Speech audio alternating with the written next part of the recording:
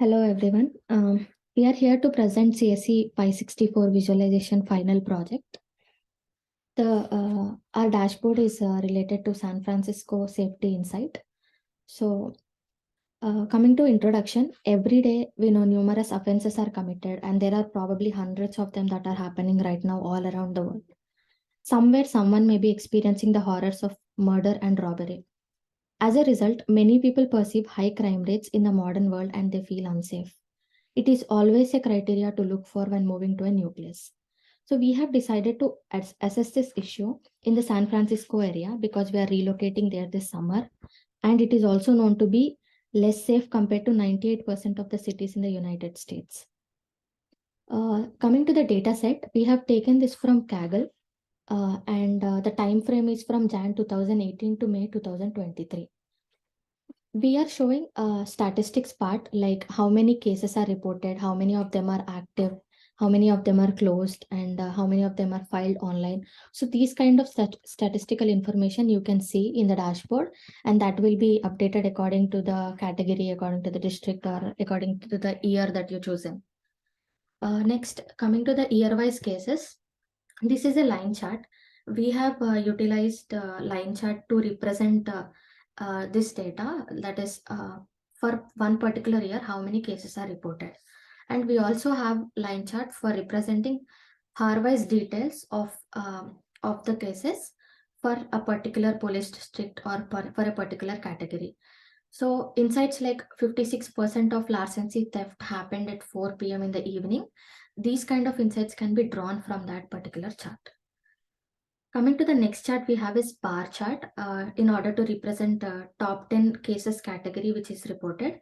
It shows the count, that is number of cases reported per category.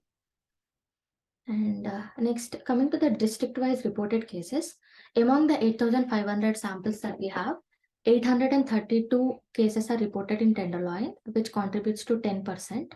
Similarly, Southern 12% and Central 16%. And the donut chart will be updated accordingly for a particular category as well. So insights like 89% of the reported cases in Tenderloin are under drug offense. These kind of insights can be drawn from it and can make an informative decision. We have made use of donut chart because instead of pie chart, because we can show additional information like number of cases or percentage in the graph center, which adds more visibility. Coming to the next chart that we have is GeoMap.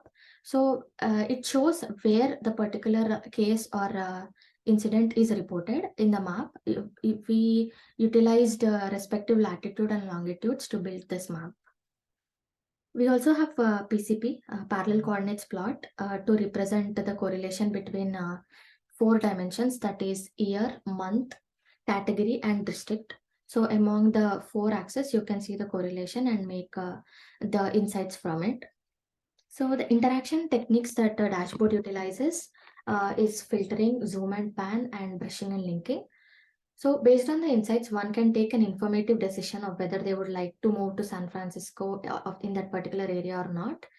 And this can also, the dashboard can also be extended to any area or region that one would like to move, and they can make an informative decision about it. So now my partner Satyaki will present the interaction and insights part. Hello everyone. So I'll be discussing about the technical aspects of our dashboard and we'll show the interactions that we have implemented. First of all, the most important and most interesting visualization that we have in our dashboard is this geomap. These red dots show the incidents or the crimes that have occurred in San Francisco and their exact location. There is functionality like dragging the map. There is functionality like dragging the map and also like zooming, so we can visualize individual streets and neighborhoods where a particular crime has been committed. If we go and click on one of these circles, we will also get to know the latitude and longitude of that particular area where that incident has occurred. This is all about the geomap that we have implemented. Now talking about the next plot, this is the parallel coordinates plot, which helps us to visualize the data sets among multiple variables and helps us get an idea of the correlation.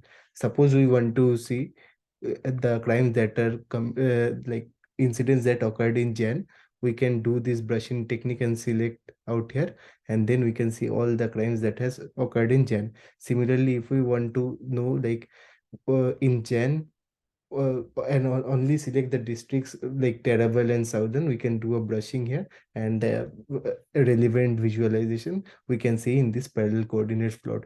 If we want, we can also play around with this axis, and we can just move it like this to in order to get a better visualization.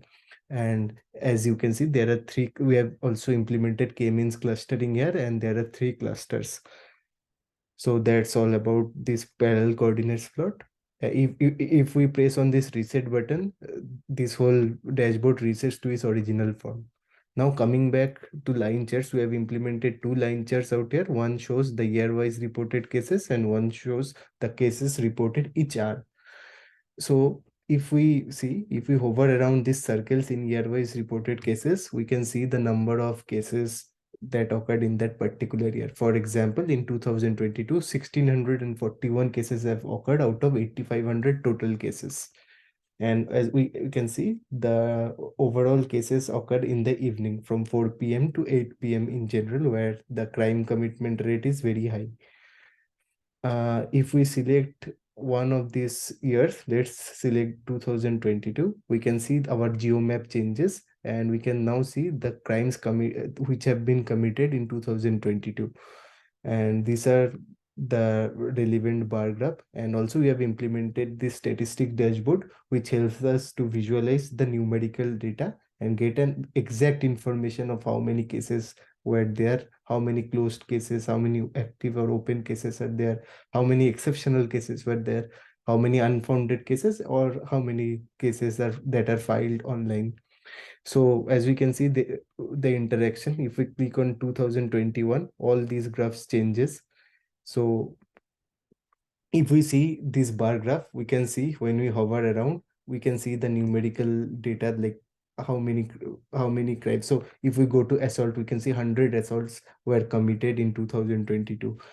And also we can see the district-wise distribution of these crimes. And if we so let's like visualize it in that way. Whenever we click on hover around southern part in this donut chart, we can see 991 cases have occurred here. And if we select it, we can see only the cases in southern districts, like these red dots. And if we want to know like more details, we can like zoom in and see like which street. So here the Harrison Street is there, and like we can select any one of the circles to know the exact coordinates where it occurred. Also, we can see like the time of the day is pretty much the same, which we discussed earlier. And these are the numerical statistics. And we can also see the frequency of these crimes is like was very high before, and it's gradually decreasing with day by day.